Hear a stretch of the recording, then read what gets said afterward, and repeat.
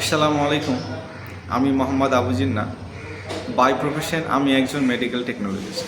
আমার degree BMLT অর্থাৎ bachelor in medical laboratory technology.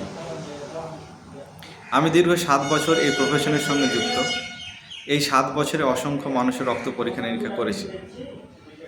তবে আমি আজকে কথা বলবো ডায়াবেটিক রোগীদের নিয়ে, যারা মূলত ফাস্টিং এবং পিপির মাধ্যম দিয়েই তাদের শরীরে ডায়াবেটিসটা নিয়ন্ত্রণে আছে কিনা নির্ধারণ করে। আমরা অনেকেই জানি না এই যে ফাস্টিং এবং পিপির দ্বারা আমরা আমাদের গ্লুকোজের পরিমাণটা নির্ধারণ করি বা চেক করি, সেটা সাময়িক একদিন বা কিছু দিনের গ্লুকোজের পরিমাণটাকেই দেখায়। কিন্তু আমাদের শরীর গ্লুকোজটা নিয়ন্ত্রণ করতে রাখতে পারছে কি না সেটা সাধারণত একটা দীর্ঘমেয়াদী টেস্টের মাধ্যমেই যাচাই করা উচিত। এবং এইরকম দীর্ঘমেয়াদী অনেক টেস্ট রয়েছে, তার মধ্যে একটা হচ্ছে HbA1c। এই HbA1c টেস্ট সম্পর্কে একটা কথা বলি। সাধারণত হিমোগ্লোবিনের কাজ হচ্ছে আমাদের শরীরে রক্ত সরবরাহ করা, কিন্তু শরীরে যখন অতিরিক্ত মাত্রায় গ্লুকোজটা জমা হতে থাকে তখন হিমোগ্লোবিনটা গ্লুকোজের সঙ্গে যুক্ত হয়ে গ্লাইকেটেড হয়ে যায়। এই যে হিমোগ্লোবিনটা আমাদের শরীরে যত বেশি পরিমাণে জমা হতে থাকবে, আমাদের বিভিন্ন অঙ্গ প্রত্যঙ্গ, বিভিন্ন অঙ্গ যেমন কিডনি, হার্ট, নার্ভের সমস্যা এবং আমাদের চোখের সমস্যা, ব্রেন স্ট্রোক, এই সমস্ত অসুখ বিসুখ বাড়তে থাকে বেশি, বা এদের এই সমস্ত জিনিসে ক্ষতিগ্রস্ত হওয়ার চান্সটা খুব বেশি থাকে। HbA1c টেস্ট আমাদের 3 মাসের গড় ব্যবধানটাকেই তুলে ধরে, যে আমাদের শরীরে 3 মাসে গ্লুকোজের পরিমাণটা কিভাবে নিয়ন্ত্রণ রয়েছে, কতটা নিয়ন্ত্রণ রয়েছে সেটাকে তুলে ধরে। আমরা সাধারণত ফাস্টিং এবং পিপির মাধ্যমে নির্ধারণ করি।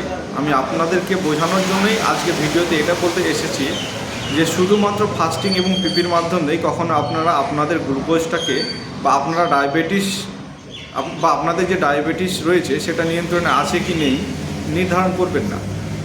প্রত্যেক 3 মাস পর পর HbA1c টেস্টটাকে করবেন, অবশ্যই করবেন, কারণ এটাই আপনার শরীরের মূল বা সঠিক চিত্রটাকে তুলে ধরছে, যে আপনার শরীরে সঠিক কী পরিমাণে গ্লুকোজ নিয়ন্ত্রণের মধ্যে থাকছে তুলে ধরছে।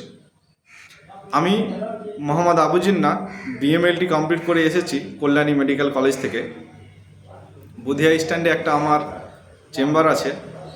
আপনাদের যদি কারো পরামর্শ প্রয়োজন হয় এবং রক্ত পরীক্ষা নিরীক্ষার অর্থাৎ ফাস্টিং, পিপি এবং তার সঙ্গে HbA1c করার ইচ্ছে থাকে, আমার সঙ্গে যোগাযোগ করতে পারেন। HbA1c অনেক একটা গুরুত্বপূর্ণ টেস্ট, যেটা সম্পর্কে বললে অনেক বলাই হয়, তবে সামান্য কিছু একটা কথা বলি, যে আমাদের হিমোগ্লোবিনে যত বেশি পরিমাণে গ্লুকোজ জমা হবে আমাদের শরীর তত ক্ষতির দিকে যাবে। এই যে ডায়াবেটিস, অর্থাৎ এই ডায়াবেটিসকেই আমরা নীরব ঘাতক বলি। এমন একটা অসুখ এ ক্যান্সারকেও ছাড়িয়ে যেতে পারে।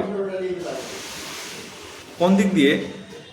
ধরে নিন আপনি ফাস্টিং এবং পিপির মাধ্যম দিয়ে প্রত্যেক মাসে বা 15 দিনে আপনি চেক করে দেখছেন আপনার শরীর ঠিকঠাক রয়েছে, কারণ আপনি তো পরিমাপ করার জন্য 2-3 দিন থেকে সেটাকে একটা নিয়ন্ত্রিত এবং কন্ট্রোল এনভায়রনমেন্ট বা কন্ট্রোল খাবার দাবার ডায়েটের মধ্যেই থাকছেন। কিন্তু আপনার শরীর গড় ব্যবধানে 3 মাস ধরে আপনি কতটা কি মেনটেন করেছেন না করেছেন সেটা পরিমাপ করছেন না। তাহলে আপনার 1 মাস বা প্রতি মাসে আপনি ফাস্টিং পিপির মাধ্যম দিয়ে চেক করছেন আপনার ঠিক নিয়ন্ত্রণের মধ্যে আছে বা একটু কম আছে বা একটু বেশি আছে। আমি আমার ব্যক্তিগত মতামতে অনেক পেশেন্টকে দেখেছি যারা, যেমন সুগারের যদি ধরা যায় ফাস্টিংয়ের 70 থেকে 110-এর মধ্যে থাকাটাকে একটা নর্মাল ধরা হয়। অনেক পেশেন্টের রয়েছে 140, অনেক পেশেন্ট সেটাকে ভাবে নর্মালে আছে। এইভাবে তারা দীর্ঘদিন চলতে থাকে কিন্তু কখনো HbA1c করে না। আমি তাদের উদ্দেশ্যে বলবো, আপনারা আপনার জীবনকে অনেক ঝুঁকির দিকে নিয়ে যাচ্ছেন, কারণ ধীরে সুস্থে এই যে এখনই বললাম ডায়াবেটিস হচ্ছে একটা নীরবঘাতক অসুখ, আপনাকে এমন ঝুঁকিপূর্ণ অসুখের দিকে নিয়ে যাবে আপনি কখনো কল্পনাই করতে পারবেন না। এই গ্লুকোজ আপনার হার্টকে নষ্ট করবে, আপনার কিডনিকে নষ্ট করবে, আপনার চোখের রেটিনাকে নষ্ট করবে, আপনার ব্রেন স্ট্রোকের সম্ভাবনাকে বাড়াবে এবং সবশেষে আপনার নার্ভের সমস্যা বাড়াবে। তো সুস্থ থাকতে গেলে অবশ্যই HbA1c টেস্ট এবং ফাস্টিং পিপি তিনটাই একসঙ্গে করেন। তাহলে আপনারা আপনাদের শরীরের ডায়াবেটিসটা কতটা নিয়ন্ত্রণে আছে কি নেই সেটা জানতে পারবেন। আমি মোহাম্মদ আবু জিন্নাহ আপনাদের বুদ্ধি স্ট্যান্ডেই বসি। আপনারা যদি মনে করেন টেস্ট করবেন তাহলে আপনারা আসেন, আমার সঙ্গে পরামর্শ করেন। আসসালামু আলাইকুম।